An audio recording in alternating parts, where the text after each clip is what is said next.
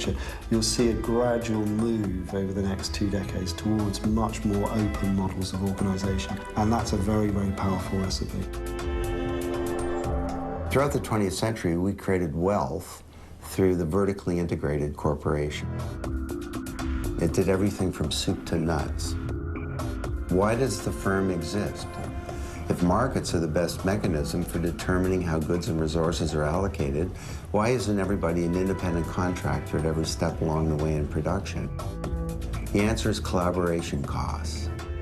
Because the web drops collaboration costs, consumers can now produce. You can be a bank manager. You basically have got control over what you're doing, who you're lending money to, and what interest rate you want to set. I don't think we have a sort of conventional customer-supplier relationship. So it started with us saying to our users, we've been approached by a film company making a documentary. I'll add the press release below. They're looking to interview a lender and hear all about their personal experience at Zopa. Adrian, or Adelos as we know him, responded, said, Amanda has said no, as our house is a mess at the moment.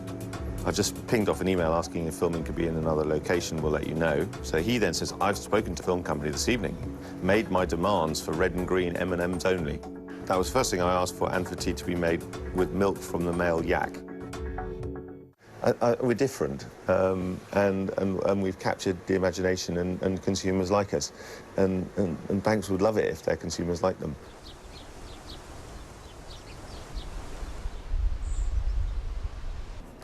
I've been in business now for about 8 years, and the bank always make you feel guilty, firstly, about borrowing. And then all the pomp and ceremony that has to go with it, with regards to the paperwork and, you know, declaring your soul, really. These are people that have lent me the money. They've all lent me in denominations of 10s, 20s, 30s, £40. Weird that I know how old they are. And then Mr. Lender, who's 70. He's putting £20 of his pension. It's bizarre where they live. But I guess that's the whole point of it, isn't it? It's to, you know, to bring you closer to your community and to the people that are helping you. Basically, my part-time hobby is as a mobile DJ. We do all types of venues, parties. In purely pragmatic terms, financially, we need the bigger lenders more than we need the smaller lenders. But we also need a sense of community, and therefore anyone who wants to invest their time and energy in that sense of community is fantastic. Yeah, basically developing a community and a company around its users. So the actual company is changing all the time to match what the users are wanting and what they're suggesting. We think of customers as only being outside the boundaries of companies. The customer is out there. We do market research. We understand our customers. We push products out to them through traditional mass media. Well, now customers can be brought inside a business web where customers can co-innovate value and can co-create value. This one here, I'm interested in bidding on the second one down. It's again similar to like an eBay style thing. He's wanting to buy £3,000 to buy a car outright, and so he doesn't need to get HP vehicle finance. A Zopa rate of 10% works out roughly at £260 a month, where with a HP the amount is £386 a month. Meaning it'll actually be able to reduce his monthly outgoings. I'm actually going to put in a bid now, and to be honest, I'll probably come in around the 9%. So I'll offer him £10. Well, I mean, central tenet of the business is that people work together. So there is intrinsically a human element of what we do, which isn't in a bank. I think where banks have got themselves into trouble is by optimising their returns from consumers and in some ways being seen to charge disproportionate amounts to people who are actually probably the most vulnerable people who can't necessarily afford to pay it.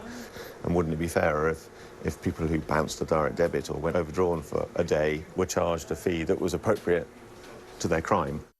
A court case began today which might produce that very rare event, a bank giving money to its customers. Hundreds of thousands of people are affected. maybe it's they who've bought sufficient copies of a single on the subject for it to burst into the charts yesterday at number 25. I fought the Lloyds and the Lloyds lost. They even paid the interest and the court costs. At first they sent me letters saying, "Dear Sir, madam, get lost." But I fought the Lloyds and the Lloyds lost. Oh. The music world's going through an evolution, and we haven't got to the end yet. At the moment, we've got to the point where the old model is widely considered to be dead. But the first rule of banking is the bank. It's a crushingly harsh industry. People who do get a record deal, of those, 95% of them typically get dumped after their first album. A large proportion never even get to make an album, even though they have a record deal. And probably 1 in 1,000 end up making a lifetime career out of it. And therefore I figured there had to be a better way of actually discovering music. Over and above discovering music, actually producing music. Slice the Pie is a financing engine for the music industry. Our core function is to connect music fans and credible bands and allow the fans to finance the professional production of an album and then share the proceeds with the people who have actually put up the finance.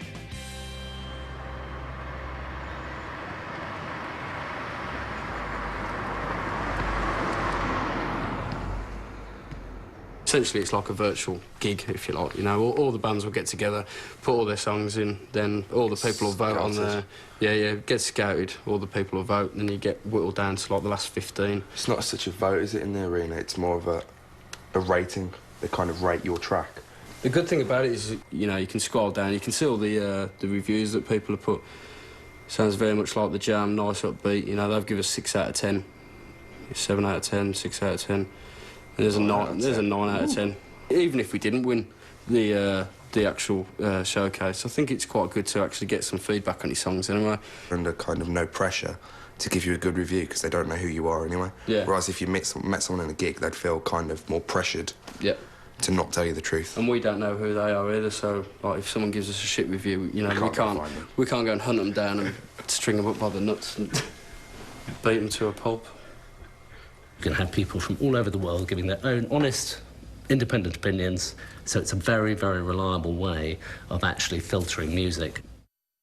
It's not an X factor, it's about genuinely using your wisdom and your experience to influence who ends up making an album and who ends up succeeding in the industry, and that's quite intoxicating to a large slice of the population. People do it because it's fun, because they don't like the traditional publishing industry. They do it as a hobby. They do it for intellectual stimulation. There are lots of reasons. I could put money in a bank, and that bank could be lending it out anywhere in the world to, you know, regimes or anything. You don't know what they're doing with your money. They're very open and very honest. You can go on and see how, you know, how simple it is and how they go on about how they make money. I mean, they're not hiding anything. You don't see a web page on NatWest's or Abbey National's web page saying how we make money. There's been an expression for a long time that you do well by doing good. And I don't think it's been true in the past. Lots of companies did well by being really bad, by being monopolies or having terrible labor practices or having lousy products that they put a lot of money into advertising and sales. And companies are having to clean up, not because of regulation, they're having to clean up because of market forces and the power of transparency. We don't have a brand value or a sort of a mantra that says, you know, we will declare every mistake we ever make. It's more, well, that people are going to find out about our mistakes, and we do make them, so better to tell them than let them find out. So every company is becoming naked. And if you're going to be naked, well, fitness is no longer an option. Or if you're going to be naked, you better be buff. We don't fundamentally, I mean, I don't want to sound too sanctimonious here, but I don't think we do anything that's fundamentally bad. So therefore, we don't have to be ashamed of any fee we charge or way we behave.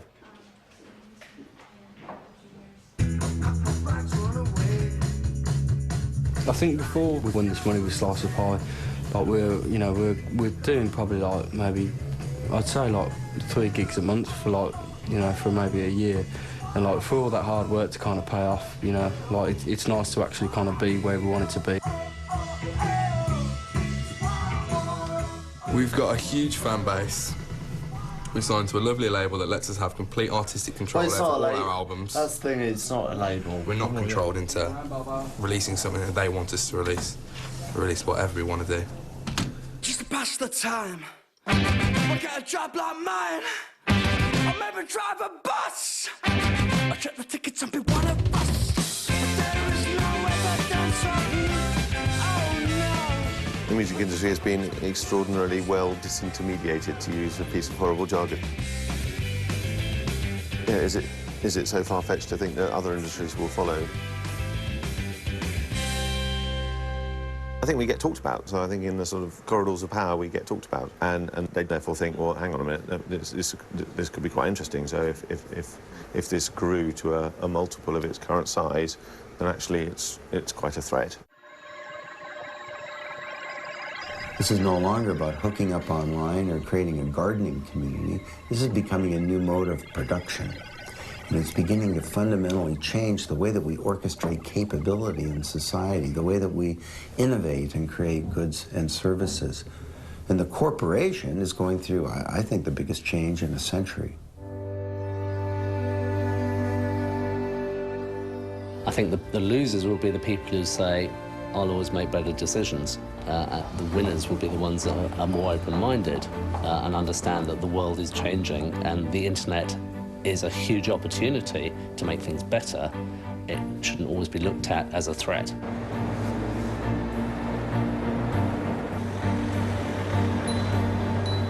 The change in the relationship between customers and companies is mirrored in the relationship between citizens and their governments. If you could actually combine that innate intelligence, millions of different diverse opinions from people who have different perspectives, you would end up with fantastic policies.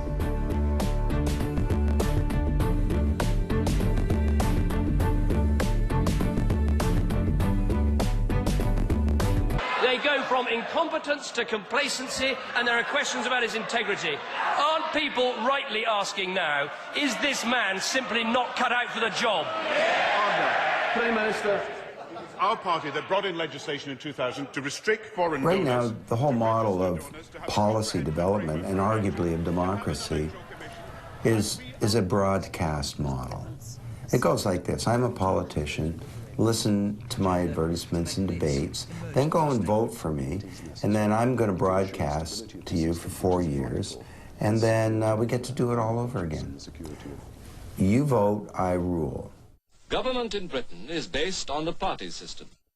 And although the elector marks his cross against the name of an individual, he is in fact casting a vote in support of a party program. This model is inappropriate for the 21st century. Thank you, Mr. Speaker. I'm not talking about people lobbying government or outside parties influencing government. I'm talking about, in some ways, unbundling and reconstituting what is a government. I think there's a great potential for decision-making to start actually on a ground level, on a far less grand stage than Parliament deciding about immigration laws, but actually about really participatory budgeting.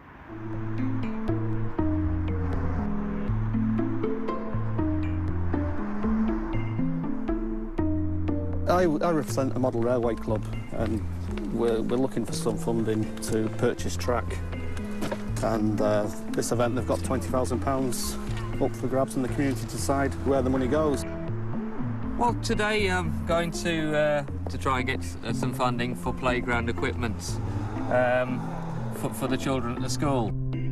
I have nominated a project which is to regenerate a churchyard at Morecambe Parish Church. The whole idea is that the people of Poulton, and only the people of Poulton, will vote on each project, and the £20,000 will be given away this afternoon.